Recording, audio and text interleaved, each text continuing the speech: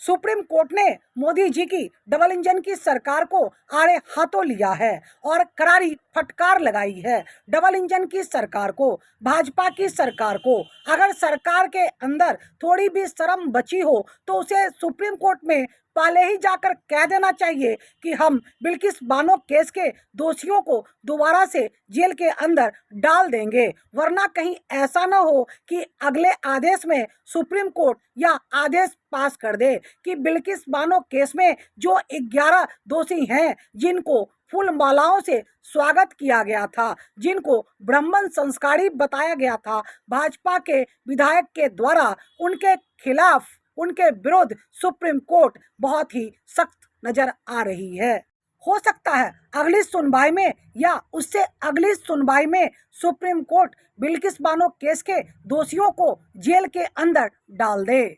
Supreme court ने सरकार से पूछा कि इन्हें मौत की सजा सुनाई गई थी, फिर उस सजा को उम्र कैद में तब्दील कर दी गई, फिर 14 साल के बाद इन्हें कैसे रिहा कर दिया गया? तो सरकार ने जवाब दिया कि इनका व्यवहार अच्छा था, इन्हें सुधरने का मौका दिया गया है।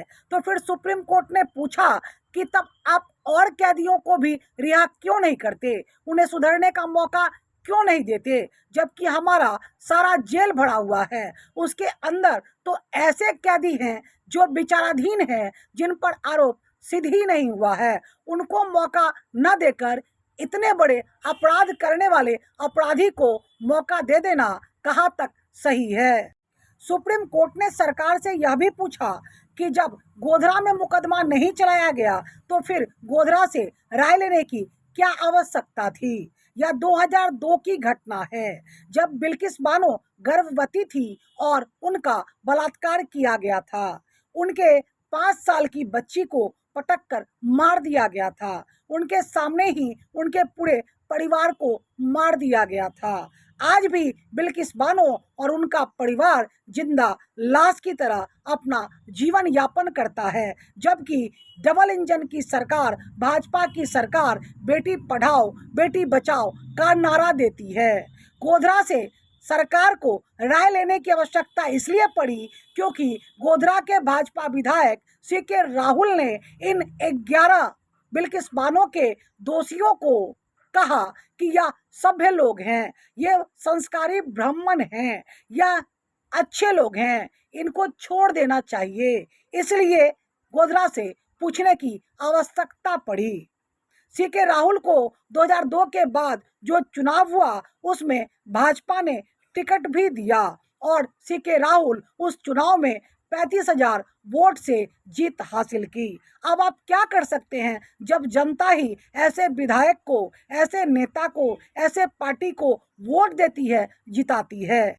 जरा सोचिए कि बिल्किस बानो के इन अपराधियों को जेल से रिहा करने के बाद बिल्किस बानो और उनका परिवार किस दहशत में भागे भागे फिर रहे होंगे, अपनी जिंदगी जी रहे होंगे। जरा सोचिए, इतना सब कुछ होने के बाद बिल्किस बानो किस हिम्मत के साथ अपना केस लड़ रही हैं और उनके इन अपराधियों को जेल से रिहा करने के बाद वह कितनी दहशत में अपना जीवन यापन कर रही होंगी।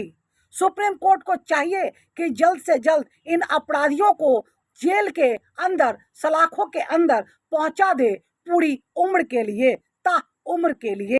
डबल इंजन की सरकार, भाजपा की सरकार नारा तो लगाती है बेटी पढ़ाओ बेटी बचाओ, लेकिन वह बेटियों को नहीं बचाती, बलात्कारियों को ही बचाती है, संरक्षण देती है।